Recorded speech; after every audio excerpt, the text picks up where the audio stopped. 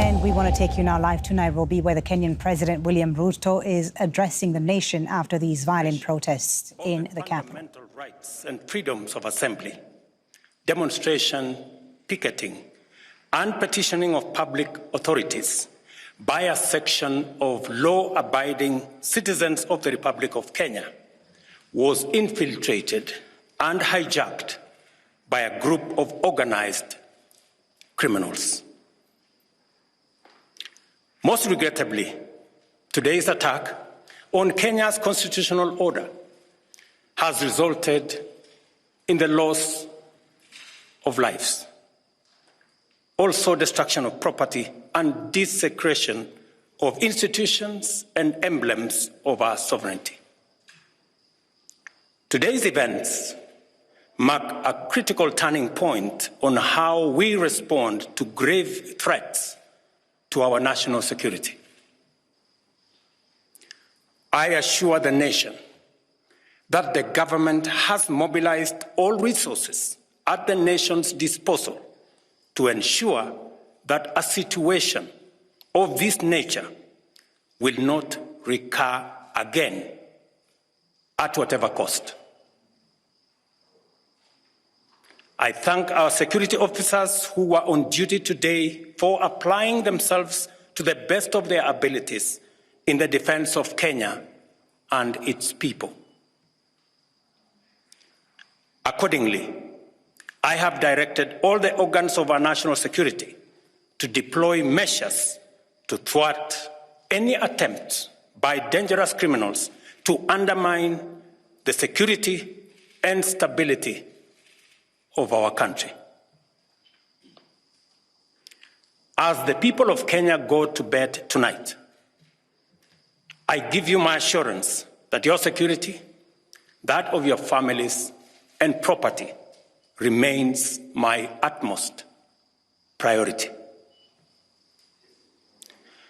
To the young people of Kenya, who I must thank for helping our country organize our democratic discourse around issues, I thank you and assure you that the conversation you have begun around pertinent issues of our nation will continue to inform our policy and governance decisions.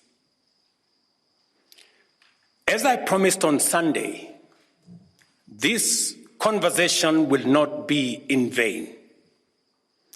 I will not only champion for the cause of issue-based, policy-oriented, and tribeless engagement on critical national issues, but also provide a framework for this conversation to be processed and its outcomes implemented.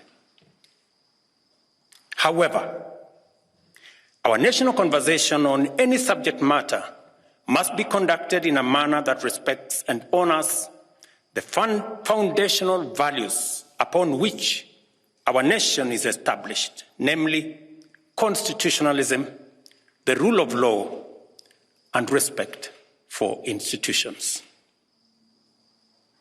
It is very painful for Kenya that a conversation this crucial was hijacked by dangerous people who have caused us the kind of loss we have incurred as a nation today.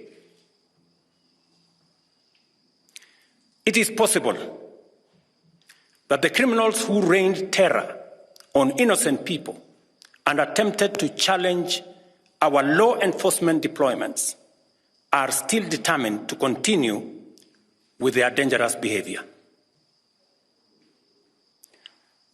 I assure the nation of the government's determination to fulfill its constitutional duty of protecting the people of Kenya against all forms of harm.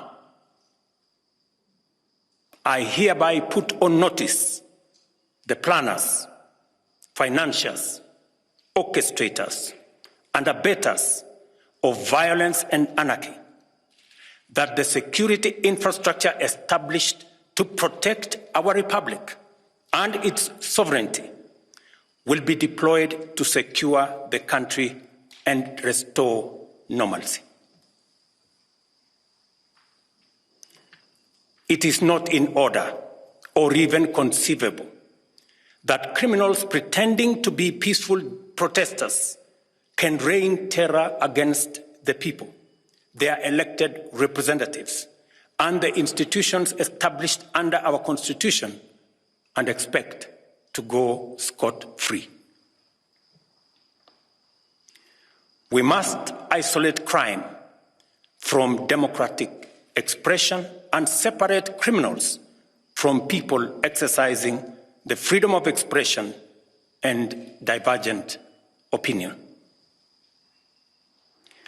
I shall continue to lead a government that is fully committed to maintaining the integrity of our state, promoting the unity of our nation, and enhancing the peace and security of all citizens and their livelihoods. I am bound under sacred constitutional mandate to respect, uphold, and defend the Constitution of Kenya, which declares that all sovereign power belongs to the people, and that this power shall be exercised only in accordance with the Constitution. The government will therefore uphold its constitutional mandate to secure our nation and its development, and shall treat every threat to national security and the integrity of our state as an existential danger to our republic. Accordingly, I assure Kenyans that we shall provide a full, effective, and expeditious response to today's treasonous events. Thank you. That was Kenyan President William Ruto addressing the nation after several people were killed in demonstrations in Nairobi against a controversial new bill that would increase taxes on essential items like bread and cooking oil. Ruto, in his speech there, blamed the protests on a group of organized criminals, he said. He says the government has mobilized all the necessary resources to ensure that such events like the one today do not happen again. The Kenyan military has been mobilized. He also thanked the young people of Kenya and assured them that the conversation that they began around the issues that are of concern to them, these increase in taxes, will continue.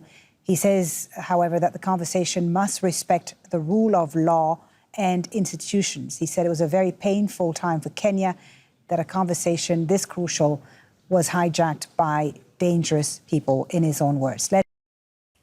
Make sure to subscribe to our channel to get latest news from Al Jazeera.